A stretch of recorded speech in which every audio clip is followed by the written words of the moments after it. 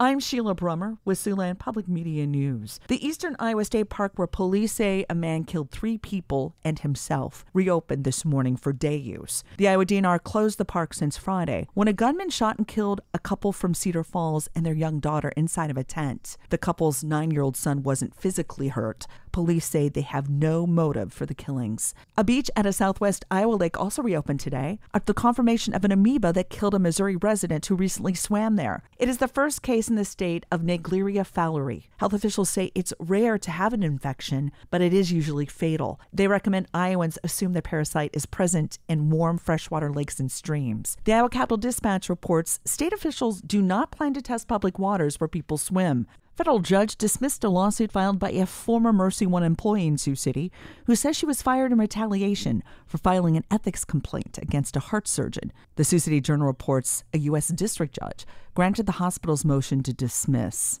but did say she may be better off filing her lawsuit in state court. A federal appeals court dismissed an appeal from South Dakota Governor Kristi Noem and her legal fight to hold fireworks displays at Mount Rushmore to celebrate Independence Day. Noem sued in an attempt to overturn the National Park Service's denial of the state's application to hold the display to celebrate the holiday last year.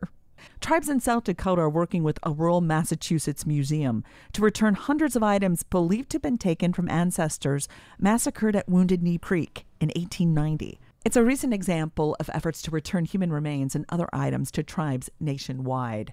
Going to college will cost more at Iowa's 3 public universities starting next year, after the Board of Regents unanimously approved the tuition hike of 4.25% for Iowa State University, University of Northern Iowa, and the University of Iowa. And nearly 20,000 riders completed the Ride of the Century yesterday, as the overnight stop for the 49th edition of RAGBRAI was in Mason City. They traveled 105 miles from Emmitsburg to Mason City. Today, cyclists have a shorter route. It's only 48 miles from Mason City to Charles City. From there, RAGBRAI stops in West Union on Friday night and wraps up in Lansing on Saturday. The leader of Iowa's biggest employer will be stepping down this fall. Randy Edeker has been the chief executive officer of Hy-Vee since 2012. He has chosen Aaron Weiss to take over as CEO on October 1st. Weiss will focus on day-to-day operations and report to Edeker, who will remain as chairman of the board. Edeker has worked for the company for 40 years. He started as a part-time employee at the Hy-Vee store in Sheridan. One of the nation's biggest lottery prizes has grown a little bigger as the Mega Millions jackpot increased to an estimated $1.1 billion.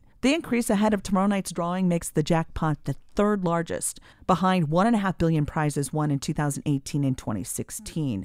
Before you rush out to spend $2 on a ticket, keep in mind odds of winning are staggering. 1 in 302.5 million. For Siouxland Public Media News, I'm Sheila Brummer.